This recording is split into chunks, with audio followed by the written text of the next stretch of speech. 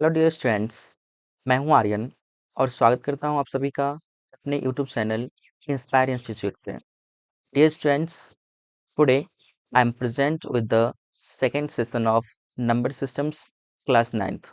So, before starting the session, let's have a look on the topics that we'll cover in this session. First topic that we have to cover is definition of irrational numbers and their forms. After this, the next topic is how to identify rational or irrational numbers. Then the next topic is definition of real numbers and their properties. और फिर इसके बाद हमारा जो next topic है वो है definition of completeness and density properties of real numbers. और finally the last topic is some practice problems.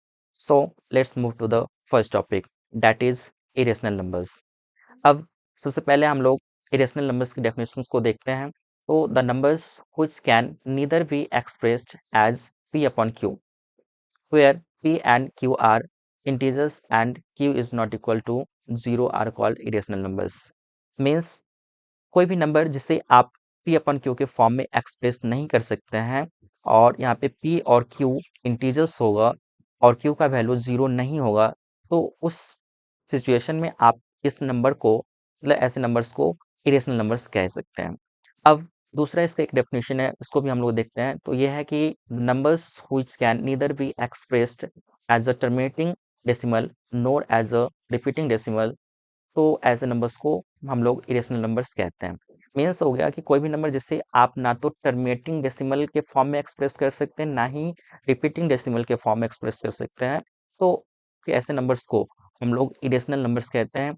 और यहाँ से आप देख सकते हैं कि set of irrational numbers is represented by the letter Q dash. मतलब यहाँ से हम कह सकते हैं कि क्यू डैश के द्वारा या क्यू रेकरिंग के द्वारा आप क्या करते हैं, इरेशनल नंबर्स के सेट को रिप्रेजेंट करते हैं. अब यहाँ पर आप इसके एग्जांपल्स को देखिए, जैसे कि √2 cube root of 4 pi 0.10101001 dot dot dot. तो इस तरह से ये सभी जो एग्जांपल्स हैं वो इरेशनल नंबर्स के एग्जांपल्स हैं. आप यहाँ पे थोड़ा सा देखिए, ये जो है ये सेकंड जो डेफिनेशन हम यहाँ पे पढ़े हैं उसके अकॉर्डिंग ये वाला डेफिनेशन ये एग्जांपल दिया हुआ है. तो इसमें ये है कि आप देख सकते हैं डेफिनेशन में लिखा हुआ कि मतलब कि कोई भी नंबर यानी the numbers which can neither be expressed as a terminating decimal nor as a repeating decimal. तो टर्मिनेटिंग कहने का मतलब क्या होता है कि वो पूरी तरह से एंड हो जाता है. जब आप डिवाइड करते हैं तो उस कंडीशन में कंप्लीटली वो डिवाइड हो जाता है, तो उसको बोलते हैं टर्मिनेटिंग. बट जो नंबर्स कंप्लीटली डिवाइड नहीं होता है तो उसको बोलते हैं नॉन टर्मिनेटिंग. और रिपीटिंग मतलब हो गया कि कोई भी पार्टिकुलर डिजिट या फिर सेट ऑफ डिजिट्स जो होगा वह जब आप डिवाइड करेंगे तो वो रिपीट करेगा, तो ऐसे नंबर्स को बोलते हैं रिपीटिंग. तो ये जो इरेशनल नंबर्स का यहाँ पे डेसिमल एक्सपेंशन जो दिया हुआ है एग्जांपल के फॉर्म में, ये ना तो टर्मिनेटिंग है, क्योंकि टर्मिनेटिंग होता है तो ये इस तरह से मतलब डॉट डॉट नहीं होता, और दूसरा है कि रिपीट भी नहीं कर रहा है. तो आप यहाँ पर जिससे देख सकते हैं कि 0.10 है, तो यहाँ पे पहले 10 आया, फिर यहाँ पर 1 और फिर 2 टाइम्स 0 आ गया, फिर उसके बाद है 1, फिर यहाँ पे 3 टाइम्स 0. इस तरह से हर एक स्टेप में आप देख रहे हैं 1 के बाद क्या हो रहा है, 0 का जो नंबर है वो बढ़ जा रहा है. तो इसमें कोई पार्टिकुलर सेट ऑफ डिजिट्स नहीं है जो रिपीट कर रहा है, इसलिए ऐसे नंबर्स को हम लोग इरेशनल नंबर्स कहेंगे. अब आगे बढ़ते हैं, हम लोग जानते हैं different forms of irrational numbers. Irrational numbers जो होता है वो किन-किन फॉर्म्स में एग्जिस्ट कर सकता है. तो सबसे पहला यहाँ पर जो टाइप है वो है all non terminating and non repeating decimals are irrationals. तो यहाँ पर सेम एग्जांपल जो आप पीछे पढ़े हैं देखे थे 0.101 डबल टाइम 0, फिर यहाँ पर 1 ट्रिपल टाइम 0 हो गया, फिर नेक्स्ट में है यहाँ से 1 और फिर डॉट डॉट डॉट. तो ये एक इरेशनल नंबर है क्योंकि ये नॉन टर्मिनेटिंग नॉन रिपीटिंग है. और यहाँ पर भी सेम चीज़ आप देख सकते हैं कि यहाँ 1, उसके बाद पॉइंट 2 1, फिर 2 1 1, फिर 2 1 1 1 2 डॉट डॉट डॉट. इस तरह से ये क्या है, नॉन टर्मिनेटिंग नॉन रिपीटिंग है, इसलिए ये भी एक इरेशनल नंबर है. अब आते हैं सेकेंड टैप पर. तो सेकेंड टैप में आप देख सकते हैं कि all non perfect square numbers are irrational. Means कोई भी एक ऐसा नंबर जिसका आप स्क्वायर रूट नहीं निकाल सकते हैं, तो वैसे नंबर्स को हम लोग बोलते हैं इरेशनल नंबर. अब जैसे कि यहाँ पर 2 है, √2. तो √2 का आप हम कह सकते हैं ये जो 2 है उसका आप स्क्वायर रूट नहीं निकाल सकते हैं, क्योंकि इसका फैक्टराइजेशन पॉसिबल नहीं है और ये एक प्राइम नंबर है. तो इस कारण से इसका फैक्टराइजेशन पॉसिबल नहीं है, और जब फैक्टराइजेशन नहीं होगा तो उस कंडीशंस में इसका कोई पेयरिंग नहीं बन सकता है टू का, इसलिए ये क्या हो जाएगा, एक हम कह सकते हैं इरेशनल नंबर है। इसी तरह से √3 है, √5 है, √6 है, √7 है। तो यहाँ से जो भी नंबर्स हैं इसके फैक्टराइजेशन करेंगे, जिसका फैक्टराइजेशन पॉसिबल होगा तो उसका फैक्टराइजेशन करेंगे, और फैक्टराइजेशन करने के बाद अगर वो हम कह सकते हैं पेयर में आ जाएगा तो वो क्या होगा, रूट से बाहर आ जाएगा। बट मतलब वो हम कह सकते हैं कि वो एक परफेक्ट स्क्वायर नंबर हो जाएगा। बट अगर हम बात करते हैं कि कोई भी नंबर जिसका पेयरिंग नहीं होगा, उसके फैक्टर्स में जिसका फैक्टराइजेशन करेंगे और उसके फैक्टर्स में कोई भी नंबर पेयर में नहीं होगा, तो उस कंडीशंस में उसको आउट ऑफ रूट नहीं लिख सकते हैं, और इसलिए वो जो नंबर होगा वो सबसे पहले एक नॉन परफेक्ट स्क्वायर नंबर होगा, और जितने भी नॉन परफेक्ट स्क्वायर नंबर्स होंगे वो इरेशनल होंगे। यहाँ से ये सारे इसके एग्जांपल्स हैं।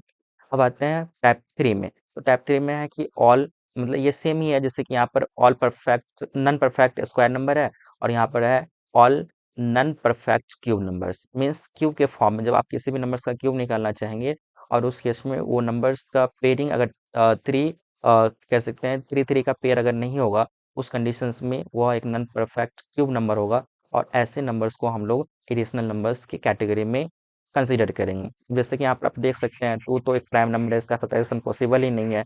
अगर यहाँ पर 8 रहता, अगर हम लिखते हैं यहाँ पर 8 का क्यूब रूट, तो इस कंडीशन में आप 8 को लिख सकते हैं 2 × 2 × 2। आप यहाँ पर जैसे ये समझ सकते हैं कि 2 का जो यहाँ पर 2 है ना, फैक्टर्स के फॉर्म में 3 टाइम्स आया है। तो इस कंडीशन में 3 का जब पेयर बन जाएगा तो इसका आप क्यूब रूट निकालेंगे, तो इस कंडीशन में आप इसको 2 लिख सकते हैं। तो 2 एक मतलब हम कह सकते हैं यहाँ पर जो नंबर है 8, वो परफेक्ट क्यूब नंबर है, और इस कारण से ये जो 8 होगा वह एक रेशनल नंबर होगा। बट यहाँ पर 8 नहीं है, यहाँ पर √2 है। तो √2 का कभी भी अगर फैक्टराइजेशन हम करते हैं तो फैक्टराइजेशन पॉसिबल ही नहीं होगा, और इस कारण से इसका कोई भी पेयर्स नहीं बन सकता है। ऐसे नंबर्स जो भी होंगे नॉन परफेक्ट क्यूब नंबर्स, उसे हम लोग इरेशनल नंबर्स बोलेंगे। अब यहाँ पर कुछ हम कह सकते हैं कि सिंबल्स होते हैं जो कि इरेशनल नंबर्स ही होते हैं, और इसका कुछ वैल्यू भी होता है, फिक्स वैल्यू होता है, जो कि हम कह सकते हैं कि नॉन टर्मिनेटिंग और नॉन रिपीटिंग होता है। तो उस चीज़ को हम लोग देख लेते हैं। इसमें सबसे पहले आता है पाई, और उसके बाद फिर है कि ये यूलर्स नंबर है, इसको हम लोग ई से रिप्रेजेंट करते हैं। फिर यहाँ पर ये गोल्डन रेशियो हो गया, इसको हम लोग 5 से रिप्रेजेंट करते हैं।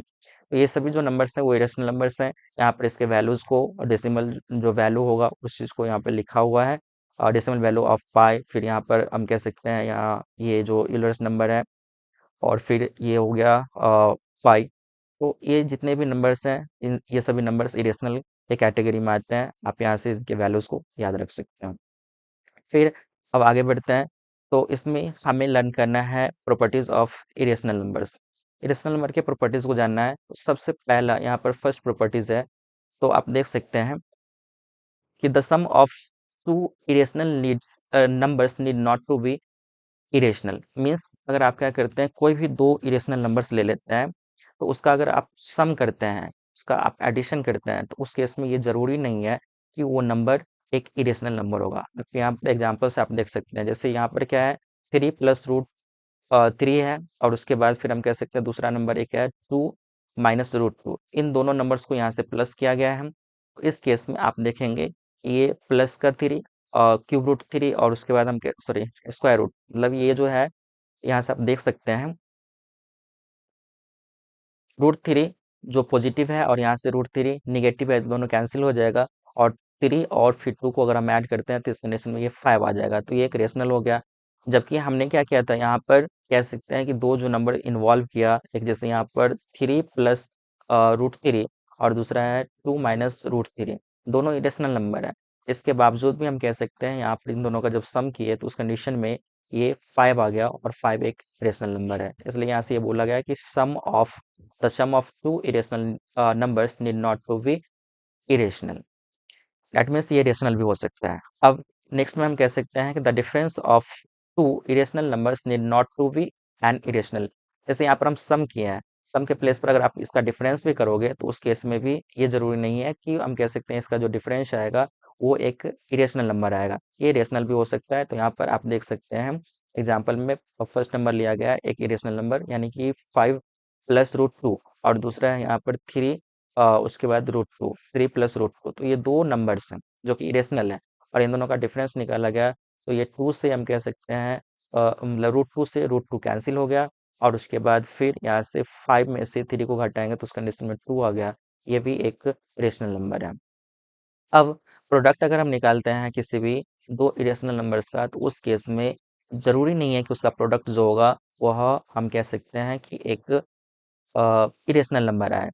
तो इस केस में ये रेशनल भी आ सकता है, जैसे रूट 2, और फिर यहाँ से हम कह सकते हैं कि रूट 2, दो इरेशनल नंबर्स हैं, दोनों सेम ही है। तो इन दोनों नंबर्स का अगर हम क्या करते हैं, प्रोडक्ट फाइंड करते हैं, तो इस केस में आप देख सकते हैं कि ये इसका जो प्रोडक्ट है वो 2 आ रहा है, जो कि एक रेशनल नंबर है। और इसी तरह से फिर अगर आप डिवीजन करते हैं, डेट मीन्स क्वोशेंट फाइंड करते हैं किसी भी दो इरेशनल नंबर्स का, तो वो भी जरूरी नहीं है कि वो इरेशनल ही होगा। तो इस कारण से आप जैसे बोल सकते हैं कि quotient of two irrational numbers need not to be an irrational because it may be rational। तो आप यहाँ पर देख लीजिए जैसे कि 4√5, ये क्या है, एक इरेशनल नंबर है, और नीचे में √5 है। तो अब यहाँ पर ये भी एक इरेशनल नंबर है, दोनों को अगर हम क्या करते हैं, √5 से 5 को डिवाइड करते हैं, यानी 4√5 को 5 से डिवाइड करते हैं, तो ये कह सकते हैं कि √5 और √5 आपस में कैंसिल हो जाएगा। तो यहाँ पर हम कह सकते हैं क्वेश्चन के रूप में 4 आ जाएगा। ये 4 जो होता है वो एक रेशनल नंबर होता है, क्योंकि इसे हम पी अपॉन क्यू के फॉर्म में एक्सप्रेस कर सकते हैं। तो इस तरह से ये फर्स्ट प्रॉपर्टीज था। अब चलते हैं सेकंड प्रॉपर्टीज पे। अब आप यहाँ पर देख सकते हैं कि the sum of a rational and irrational is irrational. Means वहां पर जैसे फर्स्ट प्रॉपर्टीज पढ़े तो उसमें दो इरेशनल नंबर ही हमारे पास था, लेकिन अब जो हम सेकंड प्रॉपर्टीज पढ़ रहे हैं तो इसमें क्या है कि एक रेशनल है और दूसरा इरेशनल है। तो जब हम एक रेशनल और दूसरा इरेशनल नंबर का अगर हम इस तरह से अरिथमेटिक ऑपरेशंस करते हैं, मतलब एडिशन, सब्ट्रैक्शन, मल्टीप्लिकेशन और डिवीजन करते हैं, तो उस केस में क्या रिजल्ट आएगा, इस चीज को हम लोग यहाँ पे समझेंगे। तो अब यहाँ से आप देख सकते हैं कि जिसमें फर्स्ट प्रॉपर्टी है the sum of a rational and an irrational is irrational. Means अगर आप क्या करते हैं, एक रेशनल और दूसरा इरेशनल नंबर का सम करेंगे तो उस केस में वह एक इरेशनल नंबर आएगा। जैसे कि आप यहाँ पे देख सकते हैं 2 + √3, 2 रेशनल हो गया और √3 इरेशनल है, दोनों का सम किए तो इस कंडीशंस में ये सेम ही रिजल्ट रह जाएगा, तो जो कि एक इरेशनल हो जाएगा। अब हम क्या करते हैं, यहाँ से डिफरेंस निकालते हैं एक रेशनल और दूसरा इरेशनल का, तो इस केस में ये भी क्या होगा, एक इरेशनल नंबर होगा। जैसे यहाँ 5 - √3, ये एज इट इज रह जाएगा। और इस तरह से ये जो कॉम्बिनेशन होगा एक रेशनल और दूसरा इरेशनल का, तो उसको हम लोग बोलेंगे इरेशनल नंबर।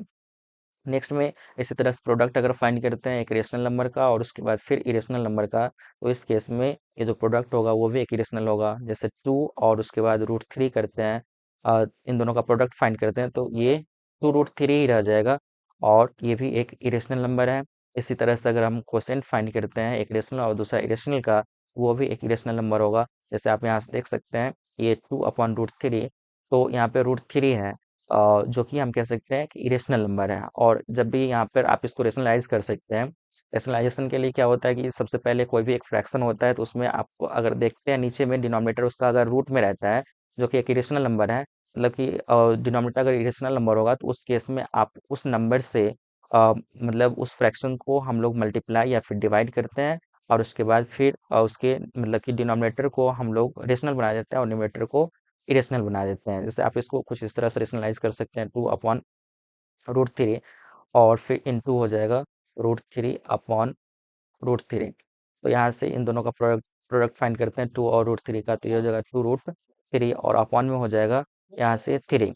तो अब इस केस में आप देख सकते हैं कि इसका जो डिनोमिनेटर है वो पहले √3 था, वो अब हो गया 3, जो कि एक रेशनल नंबर है, और इसका न्यूमरेटर जो पहले 2 था वो अब हो गया 2√3। तो न्यूमरेटर हम कह सकते हैं यहाँ पर इरेशनल हो गया, और डिनोमिनेटर ये जो है वो रेशनल हो गया। बट ओवरऑल अगर इस नंबर्स की बात करते हैं, इसके फॉर्मेट पूरे नंबर्स की बात करते हैं, तो उस कंडीशंस में ये एक इरेशनल नंबर ही होगा। और यहाँ पर ये जो है 2√3/3, तो ये जो है ना वो क्वोशेंट है। तो इस कंडीशंस में ये एक इरेशनल नंबर है। अब आगे बढ़ते हैं, तो जानते हैं थर्ड प्रॉपर्टी को। इसमें है कॉम्यूटेटिव प्रॉपर्टी, उसके बाद associative property, distributive property of irrational numbers जो होगा, ठीक है, वो हम कह सकते हैं इरेशनल नंबर्स का जो भी ये प्रॉपर्टीज है, तीन property, commutative, associative, distributive property, ये सब जो होता है वो फॉलो किया जाता है ओवर एडिशन और फिर प्रोडक्ट्स इरेशनल नंबर्स के द्वारा। अब ये प्रॉपर्टीज क्या है, इस प्रॉपर्टीज को आप ऐसे समझ सकते हैं शॉर्टली, कि जैसे कॉम्यूटेटिव प्रॉपर्टी की बात करते हैं तो ये टू इरेशनल नंबर्स के लिए वैलिड होता है। तो अब जैसे कि यहाँ पर हम सपोज कर लीजिए कि √a, और उसके बाद फिर यहाँ से हम कह सकते हैं कि रूट बी, ये दो इरेशनल नंबर हैं। अब अगर हम इन दोनों का सम करते हैं तो ये हो जाएगा रूट ए प्लस रूट बी। इस केस में फिर हम इसके ऑर्डर को चेंज करते हैं और उसके बाद फिर दोनों का सम करते हैं तो रूट बी प्लस रूट ए हो जाएगा। तो ये जो प्रॉपर्टी होगा, इस प्रॉपर्टीज को हम लोग बोलेंगे कॉम्यूटेटिव प्रॉपर्टी। कम्यूटेटिव प्रॉपर्टी, तो ये जो प्रॉपर्टी है इस प्रॉपर्टी को कम्यूटेटिव प्रॉपर्टी बोल दिए। अब नेक्स्ट में फिर जो हमारा अगला प्रॉपर्टी होगा उस चीज को हम लोग समझते हैं जो कि एसोसिएटिव प्रॉपर्टी है। मीन्स ओवरऑल इस प्रॉपर्टी का मतलब ये हो गया कि अगर आप क्या करते हैं, किसी भी दो इरेशनल नंबर का सम करते हैं और फिर उसके बाद ऑर्डर उसका चेंज कर देते हैं। ऑर्डर चेंज करने का मतलब जैसे आप यहाँ पर देख सकते हैं LHS जो साइड है, मतलब लेफ्ट साइड का जो वैल्यू है, इसमें रूट ए प्लस रूट बी दोनों को ऐड किया गया है। तो दूसरी तरफ इसका आरएचएस में अगर आप देखते हैं, आरएचएस साइड में इस कंडीशंस में क्या हो जाएगा, इसका जो वैल्यू है वो रूट 2 प्लस रूट ए है, मतलब यहाँ पर जो भी है उसका रिवर्स है। तो इस ऑर्डर में दोनों का जो सम होगा वो हम कह सकते हैं सेम नंबर होगा। और ये जो नंबर होगा हम कह सकते हैं कि जब सेम होता है तो उस कंडीशंस में ये जो प्रॉपर्टी है वो कम्यूटेटिव प्रॉपर्टी होगा और ये रेशनल नंबर का है एडिशन के ऊपर। इस कारण से इसको हम लोग बोलें कि this property commutative property is followed by किसके द्वारा, यानी कि इज सेटिस्फाइड या फॉलोड बोल सकते हैं, सेटिस्फाइड और followed by irrational numbers because in both the ways the result is same, that means the sum is same। अब इसी तरह से आप इसको प्रोडक्ट के लिए भी समझ सकते हैं। प्रोडक्ट के लिए यहाँ से क्या करेंगे, रूट ए और इंटू क्या करेंगे, रूट बी करेंगे। ओवरऑल ये जो होगा रूट बी इंटू रूट ए, तो दोनों आपस में हम कह सकते हैं सेम रिजल्ट होगा। तो ये कम्यूटेटिव प्रॉपर्टी जो होता है प्रोडक्ट का वो भी हम कह सकते हैं सेटिस्फाइड होता है इरेशनल नंबर्स के द्वारा। इसके बाद फिर आगे बढ़ते हैं तो इसके बाद जो होता है वो एसोसिएटिव प्रॉपर्टी होता है। इस प्रॉपर्टीज को भी हम लोग समझते हैं। एसोसिएटिव प्रॉपर्टी वैसे जो होता है वो 3 नंबर्स के लिए वैलिड होता है। और इसमें हम लोग क्या करते हैं, स्टार्टिंग के 2 नंबर्स को, जो भी नंबर्स होगा उसको हम आपस में पहले ऐड कर लेते हैं और फिर एक नंबर जो होगा उसको बाद में ऐड करेंगे। फिर इसी तरह से उसका जो दूसरा साइड होगा डेट मीन्स आरएचएस साइड, जैसे कि यहाँ पर सपोज कर लीजिए कि रूट ए, रूट बी और फिर रूट सी, ये जो है 3 इरेशनल नंबर्स हैं, 3 इरेशनल नंबर्स। अब इन तीनों नंबर्स के लिए हमारे पास जो वैल्यू होगा इसके फॉर्म में कह सकते हैं एसोसिएटिव प्रॉपर्टी के फॉर्म में, वो कुछ इस तरह से होगा रूट ए प्लस रूट बी। अब इन दोनों को हम विद इन ब्रैकेट रख लिए और उसके बाद रूट सी को आउट ऑफ ब्रैकेट कर लिया। इज इक्वल टू ये जो होगा वो किसके इक्वल होगा, तो यहाँ से कह सकते हैं रूट ए प्लस यहाँ से रूट बी और प्लस रूट सी। अब यहाँ पर आप देखिए हम रूट बी और रूट सी को क्या कर रहे हैं, विद इन ब्रैकेट रख रहे हैं और यहाँ पर आउट ऑफ जो ये ब्रैकेट है वो हम रूट ए को रख रहे हैं। तो ऑर्डर चेंज करके अगर हम क्या करते हैं फिर ऐड करते हैं किसी भी 3 नंबर्स का, तो उस कंडीशन में उसका रिजल्ट सेम होता है और ऐसा जो प्रॉपर्टी होता है उसको हम लोग बोलते हैं एसोसिएटिव प्रॉपर्टी। यहाँ पर हम अगर ऐड कर रहे हैं तो ये इसको बोलेंगे एसोसिएटिव प्रॉपर्टी ओवर एडिशन।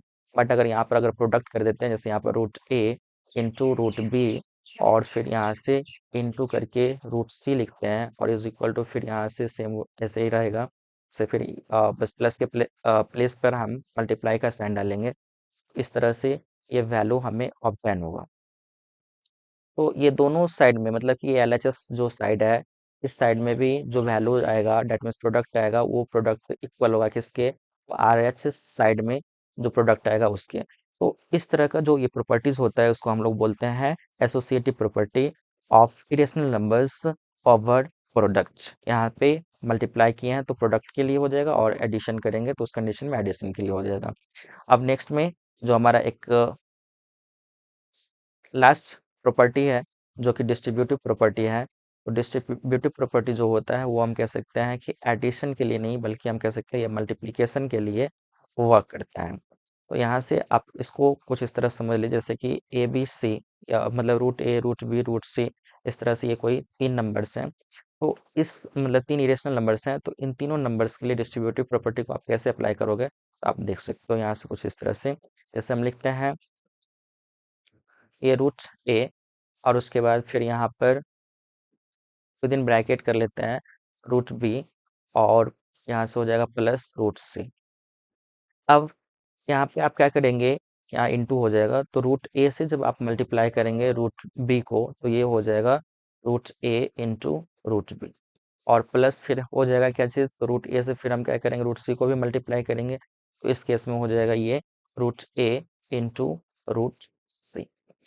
इस तरह से हम कह सकते हैं कि ये जो प्रॉपर्टी है, इस प्रॉपर्टी को हम लोग बोलते हैं डिस्ट्रीब्यूटिव प्रॉपर्टी। और इन मतलब यहाँ से इसके जब आप रिजल्ट्स को जब कंपेयर करेंगे, उस कंडीशन में इसका एलएचएस जो वैल्यू होगा वो हम कह सकते हैं कि आरएचएस वैल्यू के इक्वल होगा। मीन्स इधर राइट साइड का जो वैल्यू आएगा हमें सॉल्व करने के बाद, वो वैल्यू एलएचएस वैल्यू के बराबर होगा। तो इस तरह से आप डिस्ट्रीब्यूटिव प्रॉपर्टी को समझ सकते हैं। डिस्ट्रीब्यूटिव प्रॉपर्टी में आपको ये ध्यान रखना है कि प्लस के फॉर्म में ये नहीं हो पाएगा, प्लस में ये एक्सेप्शन होता है, बाकी बात हम कह सकते हैं कि प्रोडक्ट के फॉर्म में ये सेटिस्फाइड होता है। इरेशनल नंबर का डिस्ट्रीब्यूटिव प्रॉपर्टी जो होता है वो सेटिस्फाइड होता है ओवर प्रोडक्ट। अब इसके बाद फिर हम आगे बढ़ते हैं, तो हमारा जो नेक्स्ट टॉपिक है वो है हाउ टू आइडेंटिफाई रेशनल और इरेशनल नंबर्स। वैसे इरेशनल नंबर्स का ये सेशन चल रहा है, तो इस कंडीशन में आप इरेशनल के बारे में तो जान ही रहे हैं, और यहाँ पर थोड़ा सा एक जो रेशनल नंबर है उसके बारे में थोड़ा सा जान लेते हैं। जैसे कि यहाँ पर क्या है कि सबसे पहला इसमें जो पॉइंट है, फर्स्ट पॉइंट वो ये है कि if a number has a terminating और repeating decimal expansion then it is rational. Means ऐसा है कि कोई भी नंबर जिसका डेसिमल एक्सपेंशन टर्मिनेटिंग होगा, दैट मीन्स वो एंड हो जाएगा, और दूसरा हम कह सकते हैं रिपीटिंग होगा, उस कंडीशन में उसको आप रेशनल बोलेंगे। इसको कुछ इस एग्जांपल से ऐसे समझ सकते हैं, जैसे कि अगर हम यहाँ पे लिखते हैं 2.56, इस तरह से है, ये फर्स्ट नंबर हो गया। तो यहाँ पर 2.56 जो है ना वो टर्मिनेटिंग डेसिमल एक्सपेंशन है, इस कारण से ये एक रेशनल हो जाएगा। और अगर नॉन टर्मिनेटिंग की बात करते हैं तो यहाँ पर आप लिख सकते हैं जैसे 1.23, फिर यहाँ पर 2.3 इस तरह से ये अगर रहेगा तो ये नॉन टर्मिनेटिंग है बट रिपीटिंग है, क्योंकि 2.3 जो है ये डिजिट ये बार बार क्या हो रहा है, रिपीट कर रहा है, तो इस कारण से ये एक ये non terminating repeating decimal expansion है, तो इसलिए ये जो है वो एक रेशनल नंबर हो जाएगा। अब जो दूसरा इसका हम कह सकते हैं कि आइडेंटिफिकेशन है इरेशनल नंबर्स का, वो कैसे कर सकते हैं, तो उसके लिए आप यहाँ पर देख सकते हैं कि कोई भी number, if a number has a non terminating and non repeating decimal expansion then it is called irrational. मतलब कोई भी एक जो non terminating non repeating decimal expansion होगा किसी भी नंबर का, उसको हम लोग बोलेंगे इरेशनल नंबर्स। जैसे कि यहाँ से जैसे आप वहाँ पर देखे थे 0.10, फिर यहाँ से कह सकते हैं 1 डबल टाइम 0, फिर 1 ट्रिपल टाइम, इस तरह से 0 हो जाएगा, फिर 1 डॉट डॉट डॉट, ये हो गया।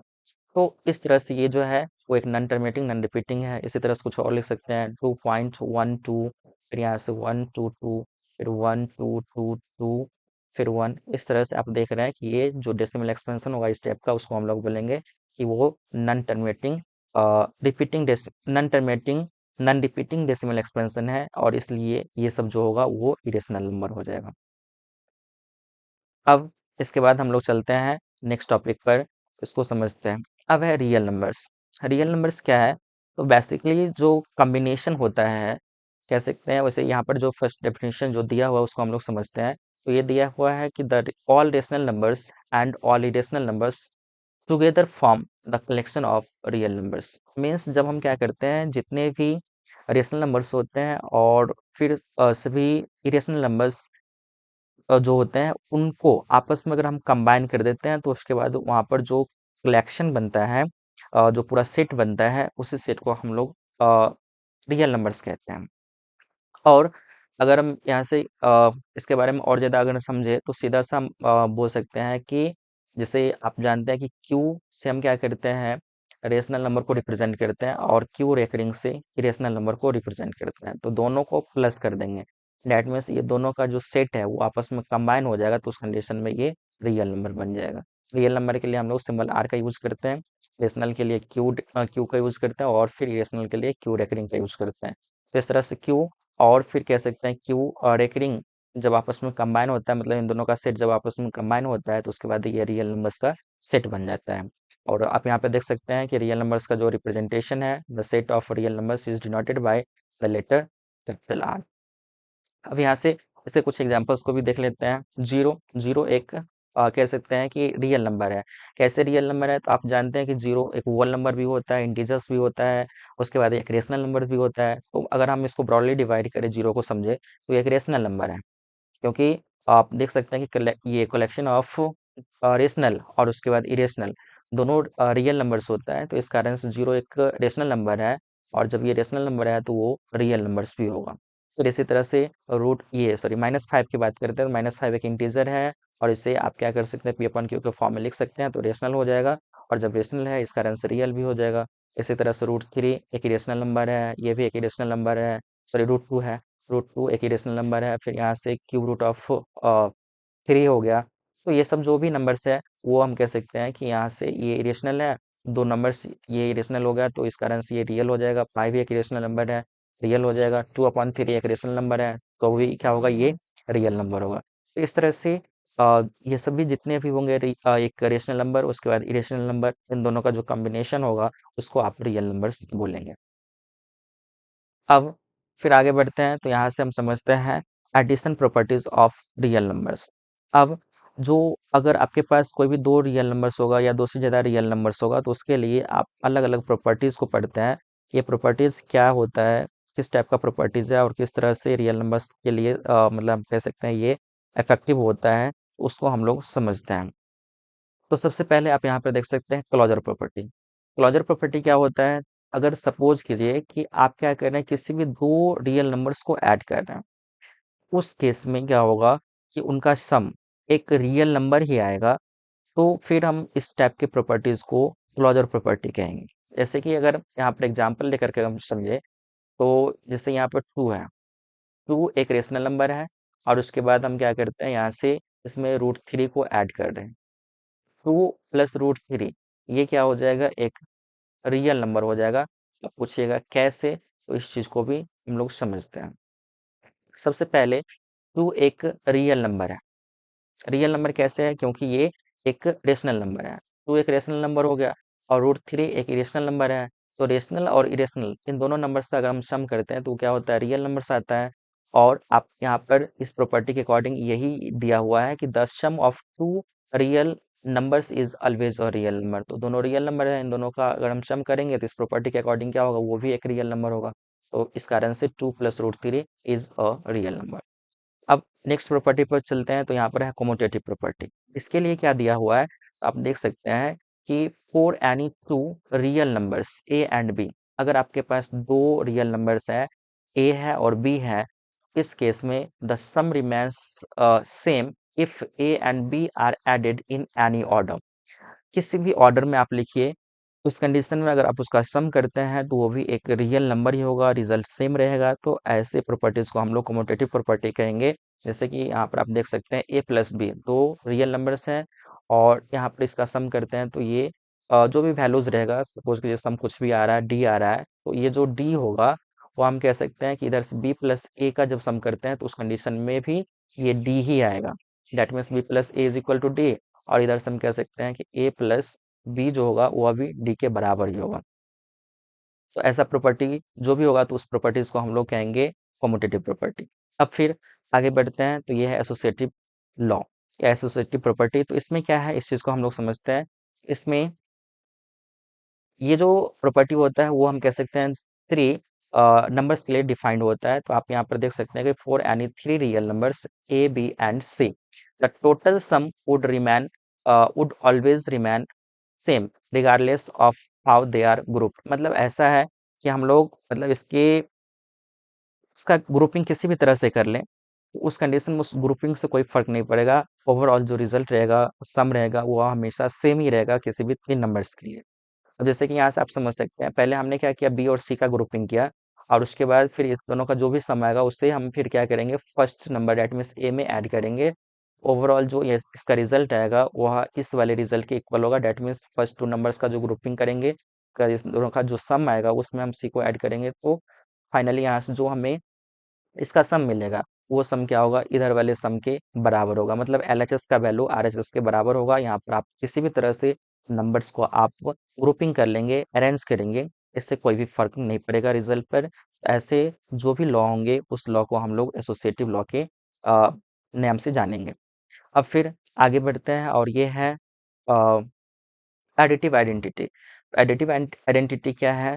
तो अब जैसे कि आप मतलब कि इसको कुछ इस तरह समझ सकते हैं कि जैसे अगर हम बात करें कि कोई भी एक नंबर है, उस नंबर को किस नंबर के साथ ऐड करें कि वो नंबर एज इट इज रह जाए, दैट मीन्स उसका आइडेंटिटी लॉस ना हो।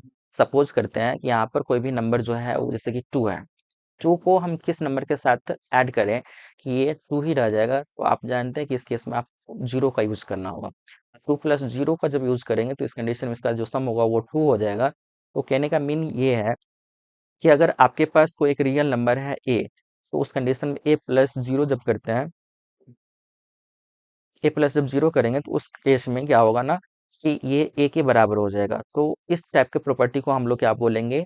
बोलेंगे एडिटिव आइडेंटिटी। और यहाँ पे आप ये बोल सकते हैं कि 0 is called the additive identity of any number. ठीक है, मतलब कि कोई भी एक नंबर होगा, उस नंबर में हम 0 को ऐड करने पर ही उस नंबर का आइडेंटिटी दे पाते हैं, तो इस कारण से बोलते हैं 0 is called the additive identity. अब फिर आगे बढ़ते हैं, तो ये है एडिटिव इनवर्स। एडिटिव इनवर्स में हम लोग क्या करते हैं? बेसिकली पहले इसकी डेफिनेशन को देख लेते हैं। तो बोला जा रहा है कि the negative of a real number is called the additive inverse. मतलब कोई भी एक रियल नंबर होगा, उसका आप नेगेटिव कर देंगे। दैट मीन्स कह सकते हैं कि वो अगर एक पॉजिटिव नंबर रहेगा तो भी हमें उसे माइनस से मल्टीप्लाई करना होगा, नेगेटिव नंबर रहेगा तो भी हमें क्या करना है, उससे उसको नेगेटिव साइन से मल्टीप्लाई करना है। तो उस केस में जो भी नंबर आएगा वो क्या होगा, हम कह सकते हैं कि वो जो नंबर ऑब्टेन होगा वो हम कह सकते हैं कि वो एक एडिटिव इनवर्स होगा, दोनों नंबर्स एक दूसरे का। जैसे कि यहाँ से एक रियल नंबर हम ए ले लेते हैं, तो ए पॉजिटिव है क्योंकि इसमें नेगेटिव साइन नहीं लगा हुआ है, तो ये पॉजिटिव है। तो इस कंडीशन में ए का जो एडिटिव इनवर्स होगा वो माइनस ए हो जाएगा, क्योंकि आप देख सकते हैं कि ए एक जो नंबर है, इसमें हमें क्या करना है, डेफिनेशन के अकॉर्डिंग उसका निगेटिव कर देना है। तो हम क्या करते हैं, ए का निगेटिव करेंगे तो ये माइनस ए हो जाएगा। और इस केस में आप ध्यान देंगे कि एडिटिव इनवर्स का जो सम होता है वो 0 के बराबर होता है। तो सिंपल सा कह सकते हैं कि किसी भी नंबर और उसके एडिटिव इनवर्स का अगर सम करते हैं तो फाइनली वह 0 के बराबर होता है। इस तरह से मतलब आप ये समझ सकते हैं कि एडिटिव इनवर्स का मतलब उस नंबर का निगेटिव कर देना और फिर उसका सम करना, तो वो 0 के बराबर होगा। तो इस केस में हम लोग उसे एडिटिव इनवर्स कहेंगे। तो ये आप चेक कर सकते हैं, मतलब कि 0 आ रहा है या नहीं आ रहा है। तो उस केस में आप दोनों नंबर्स का सम करेंगे, नेगेटिव और पॉजिटिव का, तो उस कंडीशन में वो 0 के बराबर ही होगा। तो इस टाइप का जो प्रॉपर्टी होगा उसे हम लोग एडिटिव इनवर्स के नाम से जानेंगे। अब बढ़ते हैं आगे और जानते हैं नेक्स्ट प्रॉपर्टी को। अब है multiplicational properties of real numbers. तो यहाँ से हम ये जानेंगे कि कोई भी जो रियल नंबर्स हमारे पास होगा उसके लिए ये जो अलग-अलग प्रॉपर्टीज होते हैं, closure property, commutative, associative, multiplicative identity, फिर मल्टीप्लिकेटिव इनवर्स, डिस्ट्रीब्यूटिव लॉ, तो ये जितने भी प्रॉपर्टीज हैं उन सब प्रॉपर्टीज को हम लोग देखेंगे ओवर मल्टीप्लिकेशन। तो सबसे पहले क्लोजर प्रॉपर्टी, कोई भी दो रियल नंबर्स लेंगे ए और बी, उस केस में इन दोनों नंबर्स का प्रोडक्ट अगर फाइंड करते हैं तो वो भी क्या होगा, एक रियल नंबर ही आएगा। तो इस कारण से इस प्रॉपर्टी को हम बोलेंगे क्लोजर प्रॉपर्टी। आप देख सकते हैं the product of two real numbers is always a real number. और यहाँ से दो रियल नंबर्स ए और बी के लिए A into B is equal to real number है। इस प्रॉपर्टीज को हम लोग क्लोजर प्रॉपर्टी कहेंगे। अब जो कम्यूटेटिव प्रॉपर्टी है, नेक्स्ट प्रॉपर्टी, उसको हम लोग समझते हैं। तो कम्यूटेटिव प्रॉपर्टी में क्या है, तो इस ये भी जो प्रॉपर्टी होता है वो दो नंबर्स के लिए ही एप्लीकेबल होता है। तो यहाँ से आप देख सकते हैं कि for any two real numbers A and B, कोई दो रियल नंबर्स होगा ए और बी, इसके लिए इन दोनों नंबर्स का जो प्रोडक्ट होगा, ठीक है, वो हम कह सकते हैं कि सेम रहेगा। और कब, तो जब हम क्या करेंगे, उसके ऑर्डर्स को, नंबर्स के ऑर्डर्स को चेंज कर देंगे, तब भी इसका जो हम कह सकते हैं रिजल्ट रहेगा, प्रोडक्ट रहेगा, वह सेम ही रहेगा। इस कंडीशन में इसको कम्यूटेटिव प्रॉपर्टी कहेंगे। That means A into B और is equal to B into A, इस प्रॉपर्टी को फॉलो करेगा। अब जैसे कि सिंपल सा कोई एग्जाम्पल ले लेते हैं, जैसे 2 इंटू 3, तो रियल नंबर्स है, इन दोनों का अगर हम प्रोडक्ट फाइंड करते हैं तो ये आता है 6। और फिर इसका ऑर्डर चेंज कर लेते हैं, पहले 3 लिखते हैं फिर 2 लिखते हैं, तो इस केस में ये हो जाएगा 6। तो दोनों केस में हम कह सकते हैं रिजल्ट सेम है। तो इस तरह का जो प्रॉपर्टी होगा उसको हम लोग कम्यूटेटिव प्रॉपर्टी कहेंगे। अब फिर एसोसिएटिव प्रॉपर्टी को समझते हैं। आप यहाँ पे देख सकते हैं कि for any three real numbers A B and C, the product remains the same even the grouping of numbers is changed. मतलब अगर हम क्या करते हैं, तीन नंबर्स कोई भी रियल नंबर्स कंसीडर करते हैं और यहाँ पर जैसे कि हमने ए बी सी कंसीडर किया, तो ए बी सी के लिए बोला कि प्रोडक्ट जो होगा वह सेम रहेगा, चाहे इसका हम ग्रुपिंग किसी भी तरह से कर लें। तो अब जैसे यहाँ पर आप देख सकते हैं कि लास्ट टू जो नंबर्स है इसका ग्रुपिंग पहले किया गया है, फिर ए से इसका मल्टीप्लाई होगा, तो उस केस में जो प्रोडक्ट आएगा वह कह सकते हैं इधर वाले RHS वैल्यू के बराबर होगा। इसमें आप देख सकते हैं कि फर्स्ट टू नंबर्स का ग्रुपिंग पहले किया गया है और उसके बाद फिर इन दोनों का जो प्रोडक्ट होगा उसको सी से मल्टीप्लाई करके फिर फाइंड किया जाएगा। तो उस कंडीशन में जो भी इसका प्रोडक्ट आएगा, ओवरऑल जो प्रोडक्ट होगा तीन नंबर्स का, वह इन तीनों नंबर्स के प्रोडक्ट के इक्वल होगा। ऐसे प्रॉपर्टीज को हम लोग कहेंगे एसोसिएटिव लॉ। इसका कुछ एग्जाम्पल इस तरह से समझ सकते हैं, जैसे कि आप क्या करो, 2 × 3 × 5 कर लेते हैं। तो यहाँ पर हमने पहले क्या किया, 3 और 5 का ग्रुपिंग किया, तो ओवरऑल कितना हो जाएगा, 5×3 = 15 और ×2, तो ये हो जाएगा 30। इसी तरह से अब हम क्या करते हैं, ग्रुपिंग चेंज कर लेते हैं, 2 और 3 का पहले ग्रुपिंग करते हैं और उसके बाद इसको 5 से मल्टीप्लाई करेंगे। आप देखिए जैसे कि ये 2 × 3 करेंगे 6 होगा और 6 का फिर 5 से मल्टीप्लाई करेंगे, तो इस केस में कितना हो जाएगा, 6 × 5, ये 30 हो जाएगा। तो दोनों केस में रिजल्ट सेम है और ग्रुपिंग अलग अलग है, तो इस प्रॉपर्टी को हम लोग एसोसिएटिव प्रॉपर्टी कहेंगे। अब फिर आगे बढ़ते हैं, ये है मल्टीप्लिकेटिव आइडेंटिटी। जिस तरह से हम लोग एडिशन में क्या करते हैं, किसी भी नंबर को जीरो के साथ जब ऐड करते हैं तो वो नंबर एज इट इज रह जाता है, उसी तरह से मल्टीप्लिकेशन में हम लोग जब किसी भी नंबर को 1 से मल्टीप्लाई करते हैं तो उस केस में उसका आइडेंटिटी सेम रह जाता है, डेट मीन्स वो नंबर ही ऑपरेंड होता है। तो इस कारण से हम 1 को क्या बोलते हैं, multiplicative identity of real numbers बोलते हैं या फॉर रियल नंबर्स। तो यहाँ पर ए अगर कोई रियल नंबर होगा उसको 1 से मल्टीप्लाई करेंगे तो ए ही आ जाएगा, तो इस कंडीशन में ये मल्टीप्लिकेटिव आइडेंटिटी होगा। जैसे अगर आपसे पूछते हैं 2 का मल्टीप्लिकेटिव आइडेंटिटी, तो यहाँ पर 2 × 1 दैट इज इक्वल टू 2।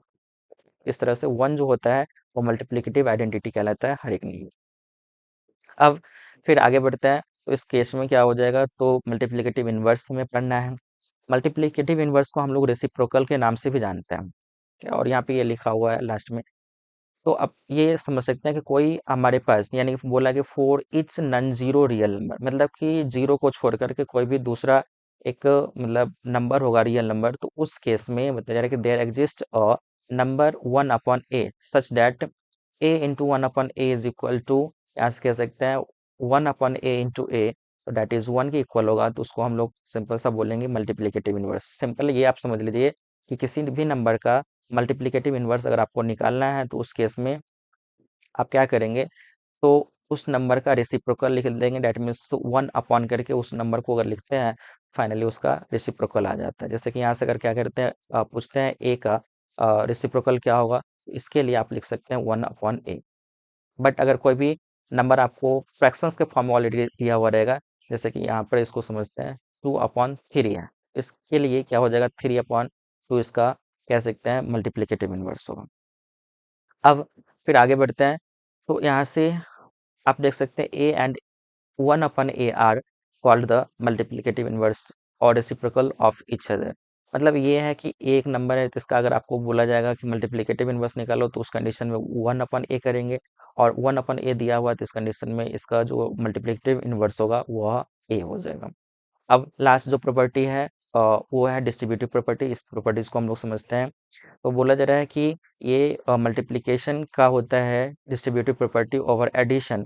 तो यहाँ से आप देख सकते हैं कि तीन कोई भी हमारे पास नंबर होगा, जैसे कि यहाँ से ए है, उसके बाद फिर यहाँ से सॉरी ये ए है और ये हो जाएगा बी, और यहाँ पे हो जाएगा सी। तो यहाँ ए प्लस बी प्लस ए इंटू है, सॉरी ए इंटू, यहाँ से ए इंटू, और ये हो जाएगा बी, इसको यहाँ से कैंसिल ही करते हैं, रखो। ये आप लिख सकते हैं A into B plus C is equal to क्या होगा, अब फिर से आप यहाँ पे मल्टीप्लाई करेंगे तो ये ए इंटू बी, डेट मीन्स हो जाएगा ए बी, और उसके बाद फिर ए इंटू सी करेंगे तो इस कंडीशन में हो जाएगा ए सी। इस टाइप का जो प्रॉपर्टी होगा उसे हम बोलेंगे डिस्ट्रीब्यूटिव प्रॉपर्टी, और आपको यहाँ पर ध्यान देना है कि ये दोनों साइड डेट मीन्स LHS और RHS दोनों का वैल्यू सेम रहेगा। अब बढ़ते हैं नेक्स्ट टॉपिक पर, और ये है definition of completeness property of real numbers. अब ये कंप्लीटनेस प्रॉपर्टी क्या है, तो इस चीज़ को समझिए। जब आप रियल नंबर्स के नंबर लाइन को स्टडी करते हैं, उस कंडीशंस में बताया जा रहा है कि उस पे जितना भी पॉइंट्स होता है, जैसे रियल नंबर्स का एक हम क्या करते हैं, रियल नंबर लाइन बनाते हैं। तो इस केस में हर एक पॉइंट, इस पर चाहे आप जितना भी पॉइंट लेंगे, ये हर एक पॉइंट जो होगा वो क्या होगा, कोई ना कोई नंबर्स, हर एक यूनिक नंबर्स को रिप्रेजेंट करेगा। अगर सपोज कीजिए यहाँ पर जीरो है, तो जीरो के बाद यहाँ से क्या होगा, जीरो पॉइंट हम कह सकते हैं, जैसे वन हो जाएगा कुछ, मतलब इस तरह से जितना भी हर एक पॉइंट होगा वो क्या करेगा, हर एक टाइप्स के नंबर्स को रिप्रेजेंट करेगा, और वो नंबर्स जो होगा वो अपने आप में यूनिक रहेगा। उसको हम लोग बोलेंगे completeness property of real numbers. और यहाँ से कहने का मीन ये है कि जो अलग अलग जितने भी पॉइंट्स होंगे, ये सब पॉइंट्स जो होगा वो कंसेक्यूटिव होगा, डेट मीन्स लगातार होगा, इसमें कोई भी गैप नहीं रह जाएगा। तो इसको हम लोग बोलेंगे completeness property of real numbers. और देख लीजिए एक बार यहाँ से भी बताया जा रहा है कि completeness property of real number, तो this property ensures that there is no gaps on the number line. Number line पे कोई भी गैप नहीं होता है, जितना भी पॉइंट्स होता है वो हर एक पॉइंट एक यूनिक नंबर को, डेट मीन्स अलग अलग नंबर्स को क्या करता है, वो रिप्रेजेंट करता है नंबर लाइन पे।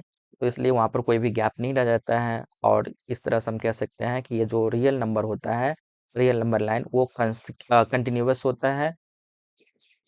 तो इस प्रॉपर्टी को हम लोग बोलते हैं completeness property of real numbers.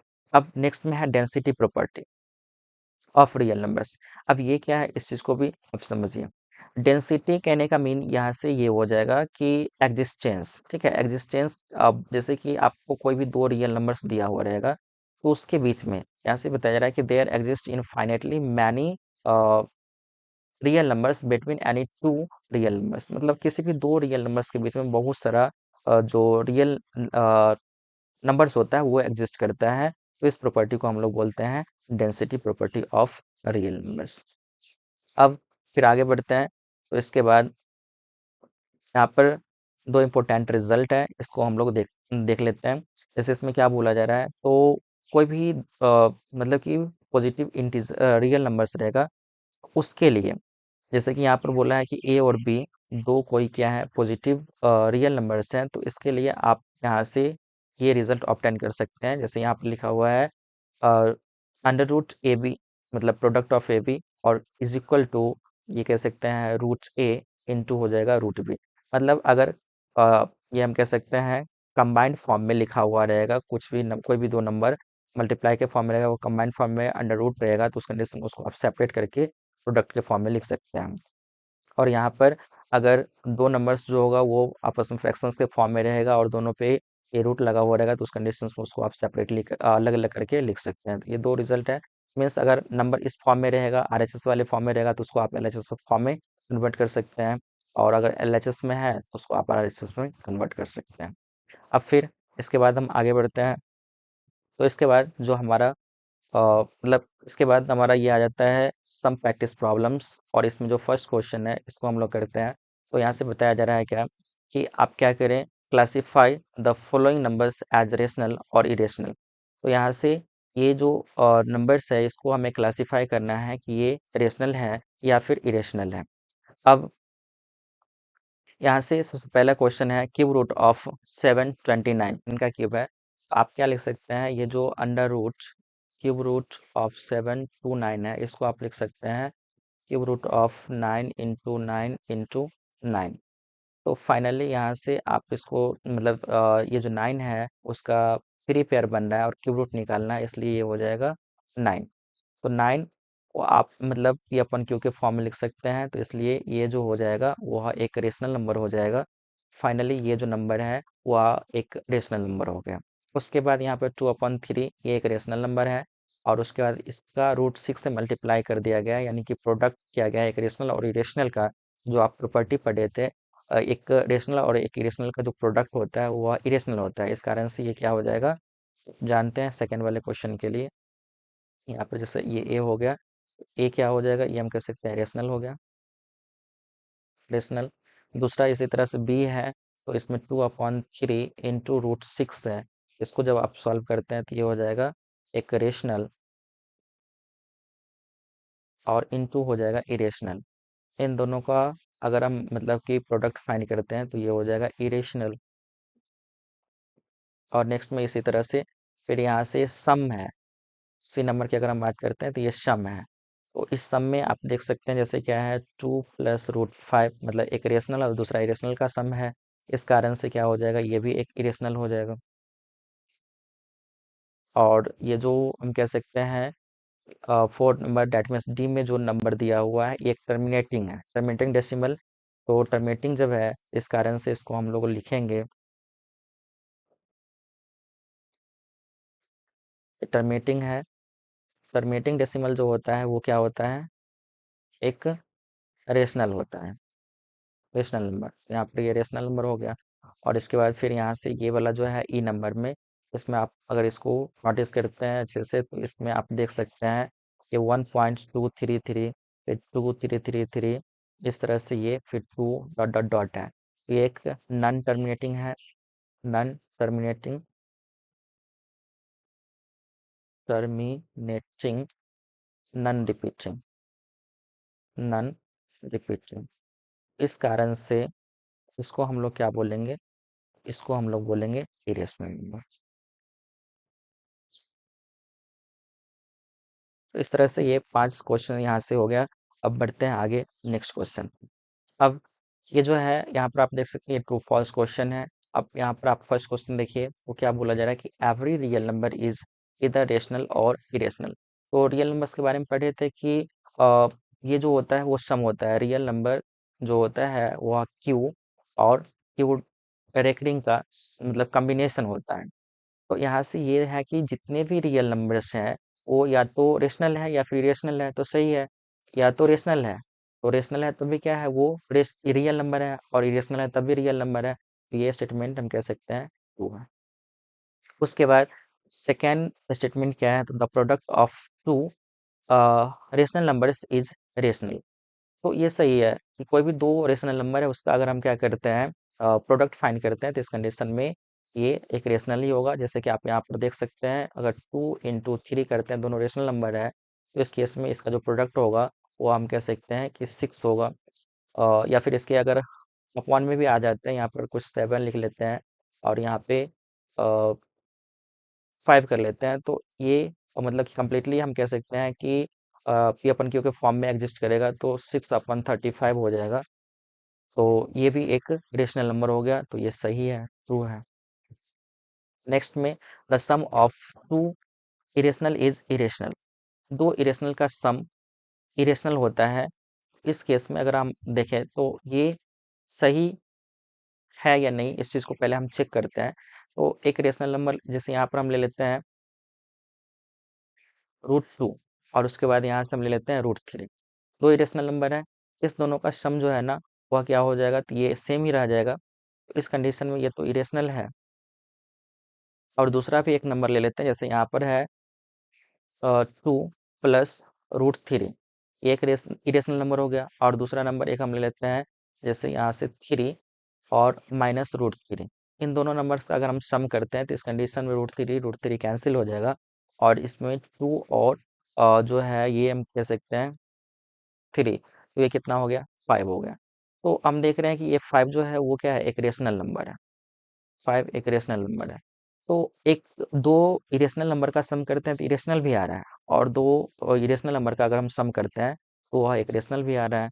Completely ये फॉलो नहीं कर रहा है, इस कारण से ये स्टेटमेंट फॉल्स हो जाएगा। अब यहाँ पे जैसे आप देख सकते हैं ये 4 नंबर क्वेश्चन है, दैट मीन्स डी। तो ये इसमें दिया हुआ है कि the quotient of original and irrational is irrational. तो आप इसको कुछ इस तरह से लिख सकते हैं जैसे कि √2, और नेक्स्ट में हम कह सकते हैं कि यहाँ से 2 हो गया, मतलब 2 एक रेशनल नंबर है और √2 एक इरेशनल नंबर है।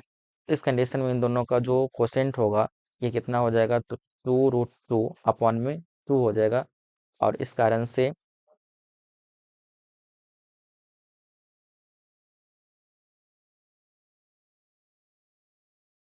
ये दोनों ऐसे कैंसिल हो जाएगा, तो सिंपल सा हम कह सकते हैं ये √2 आ रहा है। √2 एक इरेशनल नंबर होता है। तो मतलब ये सही है, ये स्टेटमेंट जो है वो हम कह सकते हैं सही है, क्योंकि अगर आप क्वेश्चन फाइंड करते हैं एक रेशनल और दूसरा इरेशनल नंबर का, तो उस केस में ये एक इरेशनल नंबर होगा, ये सही स्टेटमेंट है। और पाई पाई भी एक इरेशनल नंबर होता है, बट यहाँ पर ये दिया हुआ है कि एक रेशनल नंबर होता है, तो ये फॉल्स है, इट्स फॉल्स। तो इस तरह से ये हमारा 4 क्वेश्चंस कंप्लीट हो गया। अब फिर आगे बढ़ते हैं। तो यहाँ पर ये दिया हुआ है, इस क्वेश्चन में हमें ऐड करना है इन सभी वैल्यूज को। तो चलिए, ऐड करने के लिए सबसे पहले ये जो एक्सप्रेशन है और दूसरा ये एक्सप्रेशन, दोनों के बीच में जो एंड लिखा हुआ है इसके प्लेस पर हम प्लस का साइन अप्लाई करते हैं। तो 2√2 प्लस 5√3 और यहाँ से 7√5 प्लस, अब यहाँ हो जाएगा 3√3 माइनस √2 और उसके बाद फिर यहाँ से हो जाएगा √5। यहाँ आप देखिए, जो सिमिलर टर्म्स होगा, दैट मीन्स जैसे यहाँ पर √2 है और दूसरा इधर एक और टर्म है √2 वाला, मतलब सेम टर्म्स को हम एक साथ आपस में लिखेंगे, मतलब लाइक टर्म्स को, तो ये हो जाएगा 2√2 और यहाँ पे माइनस है, तो ये हम लिख लेते हैं -√2। फिर यहाँ पे √3 वाला टर्म ले लेते हैं, तो पहले यहाँ से है ये 5√3 और इधर हो गया प्लस में 3√3। अब नेक्स्ट में √5 वाला नंबर्स को देखते हैं, तो ये सॉरी, यहाँ पर ये माइनस में है 7√5 और इधर से प्लस √5। अब जब हम यहाँ पे इसको फिर फर्दर सॉल्व करते हैं, तो ये 2√2 में से 1√2 को माइनस करेंगे, तो इस कंडीशन में ये हो जाएगा √2। और फिर आगे बढ़ते हैं, इन दोनों का सम करते हैं, तो 5√3 और इधर से 3√3, तो दोनों को ऐड करेंगे तो ये 8√3 हो जाएगा। और फिर यहाँ से 7 - 7√5 और इधर से +√5, तो ये हो जाएगा -6√5। इस तरह से ये इन दोनों का सम आ गया।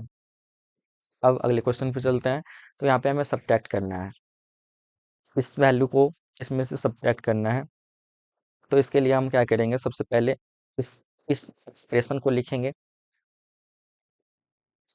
तो ये लिखते हैं 3√3 -6√7 और +4√5।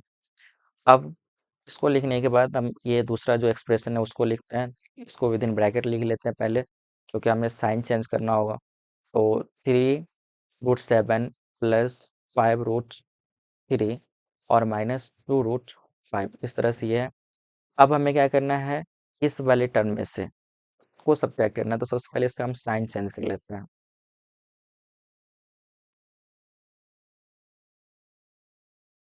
तो साइन चेंज करेंगे तो ये प्लस है तो माइनस हो जाएगा, निगेटिव हो जाएगा, और ये पॉजिटिव है तो इसमें भी माइनस से मल्टीप्लाई हो जाएगा, तो ये वाला टर्म जो होगा वो निगेटिव हो जाएगा। तो यहाँ से -5√3 लिखेंगे, और ये निगेटिव है तो पॉजिटिव हो जाएगा, +2√5 हो जाएगा। अब आगे बढ़ते हैं, यहाँ से आप देख सकते हैं जैसे √3 वाला टर्म एक यहाँ पे है और दूसरा ये है, दोनों को एक साथ कर लेते हैं। वैसे डायरेक्टली भी कर सकते हैं, बट इसको पहले लाइक टर्म्स को पहले पेयरिंग कर लेते हैं। तो यहाँ से 3√3 और इधर हो जाएगा -5√3। फिर यहाँ से √7 वाला का पेयरिंग कर लेते हैं, उससे पहले √5 का पेयरिंग कर लेते हैं। तो यहाँ पर +4 है, 4√5 और इधर से प्लस में 2√5 है, और फिर लास्ट में हम -6√7 और इधर से हो जाएगा -3√7। अब इन सब का हमें आपस में, मतलब कि जो भी साइन होगा उसके अकॉर्डिंग कैलकुलेशन करना है। तो इसके लिए हमें क्या करना होगा, जैसे यहाँ पर 3 और -5√3 है, तो 3 में से हम 5 को सब्ट्रैक्ट करेंगे, तो इस कंडीशन -2√3 आ जाएगा। प्लस अब इन दोनों का सम करेंगे, इस वाले टर्म का और इस वाले टर्म का, तो इसमें हो जाएगा 4 और 2 6√5, और यहाँ से इन दोनों का भी सम करेंगे, तो इस केस में ये हो जाएगा 639 तो फाइनली इस तरह से इसका ये आंसर आ गया। अब चलते हैं नेक्स्ट क्वेश्चन पे। इसमें बोला जा रहा है आप मल्टीप्लाई करने के लिए मल्टीप्लाई दिस बाय दिस। तो यहाँ पे हम लिखेंगे पहले, सबसे सबसे पहले ये लिखेंगे 6√15 और इनटू हो जाएगा 3√3। अब आप यहाँ पे क्या करेंगे, ये 6 का 3 से मल्टीप्लाई करेंगे, तो इसको कर लेते हैं 6 × 3 और फिर इंटू यहाँ पर इस ब्रैकेट वो सॉरी रूट के अंदर हो जाएगा 15 इंटू हो जाएगा 3। अब यहाँ से इसको तो मल्टीप्लाई करके आप लिख लेंगे 18, और यहाँ से फिर अगर इसको मल्टीप्लाई करते हैं तो यहाँ पर आप देख सकते हैं 15 में 3 और 5 आ रहा है, तो 2 पेयर 3 का बनेगा, तो इस कंडीशन में 3 को बाहर कर लेते हैं और √5 जो होगा वो अंदर हो जाएगा। फाइनली यहाँ से हो जाएगा 54√5। इस तरह से इसका ये आंसर आ गया। अब चलते हैं क्वेश्चन पर, इसके लिए यहाँ से हमारे पास है सिंप्लीफाई करने के लिए ये 3 क्वेश्चन है हमारे पास, तो चलिए इसको वन बाय वन करके सॉल्व करते हैं। तो सबसे पहले ये फर्स्ट क्वेश्चन को यहीं पे सॉल्व करते हैं, तो ये हो जाएगा। अब यहाँ पे देखिए, जैसे ये √5 माइनस √2 है और यहाँ से √2 माइनस √3 है, तो दोनों का मल्टीप्लाई करना होगा। तो इसमें हम पहले √5 लिखते हैं और √5 से मल्टीप्लाई करना है √2 माइनस √3 को, इसको लिख लिए। फिर माइनस √2 से मल्टीप्लाई करना होगा √2 माइनस √3 को। इस पूरे टर्म को सबसे पहले हम यहाँ पे √5 से मल्टीप्लाई कर दिए, और उसके बाद फिर यहाँ पे -2 से -2 मतलब √2 से मल्टीप्लाई करेंगे इस पूरे को, तो इसको इस तरह से लिख दिए। अब हमें मल्टीप्लाई करना है, तो इस केस में 5 और इंटू 2, तो ये 10 हो जाएगा अंडर रूट, और इसके बाद फिर यहाँ से √5 और √3 का मल्टीप्लाई करेंगे, तो ये हो जाएगा 15 अंडर रूट, और यहाँ पे आप देखेंगे तो ये पॉजिटिव है और निगेटिव है, इसलिए यहाँ पर साइन निगेटिव हो जाएगा। अब फिर आगे बढ़ते हैं, तो यहाँ से -√2 और यहाँ से √2, पॉजिटिव और नेगेटिव का प्रोडक्ट जो होता है नेगेटिव होता है, तो √2 इंटू √2, तो ये हो जाएगा 2, और ये माइनस और फिर से ये माइनस प्लस हो जाएगा √2 इंटू √3, तो ये हो जाएगा √6। अब यहाँ से कोई भी सिमिलर टर्म्स नहीं, मतलब लाइक टर्म्स नहीं है, तो यहाँ पर कुछ किया नहीं जा सकता, बस आप इसको अरेंज करके लिख सकते हैं। जैसे ये हो जाएगा -2, फिर ये हो जाएगा, फिर आगे √6 प्लस में फिर यहाँ से √10 और नेक्स्ट में -√15। तो इस तरह से इसका सिंप्लीफिकेशन ये आ गया। चलते हैं इसके नेक्स्ट क्वेश्चन पर, बी नंबर पे, तो ये है 3 माइनस √3 इस पूरे का होल स्क्वायर है। तो यहाँ से इसको सॉल्व करने के लिए सबसे पहले आपको ये पता होना चाहिए -b का होल स्क्वायर, क्योंकि इसमें इसी फॉर्मूला का यूज होगा, तो ये हो जाएगा a² plus b² minus 2ab। तो इसको हम लोग जब इस पर ब्रेक करेंगे तो ये हो जाएगा 3 का स्क्वायर प्लस √3 का स्क्वायर हो जाएगा, और यहाँ से -2 इंटू ये हो जाएगा सबसे पहले 3, यहाँ ये 3 हो जाएगा, और फिर इंटू हम क्या करेंगे यहाँ से √3 करेंगे। अब इसको अगर हम फिर सॉल्व करते हैं, तो ये 3 का स्क्वायर करेंगे तो 9 हो जाएगा, प्लस ये √3 का स्क्वायर करेंगे तो ये 3 होगा, और फिर इसको सॉल्व करते हैं तो 3 2 जा 6 रूट माइनस 6√3 हो जाएगा। अब इस दोनों को फिर सॉल्व करते हैं तो ये 12 माइनस 6√3 होगा। यहाँ से अगर आप 6 कॉमन लेना चाहेंगे तो आप लिख सकते हैं 6 कॉमन लेकर के, तो 2 माइनस √3। इस तरह से ये पूरा सॉल्व हो गया। यहाँ पर आप देख सकते हैं ये है a, अगर आप √5 को a मान लेते हैं, a इज इक्वल टू √5, और उसके बाद b इज इक्वल टू √3, तो ये क्या हो जाएगा, इसको आप लिख सकते हैं a प्लस b, और फिर इंटू हो जाएगा यहाँ से a minus b।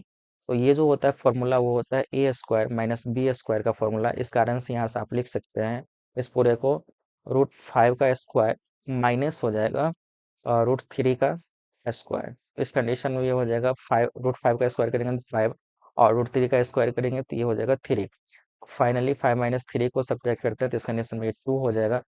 Now I will meet you in the next session. Till then bye bye and take care.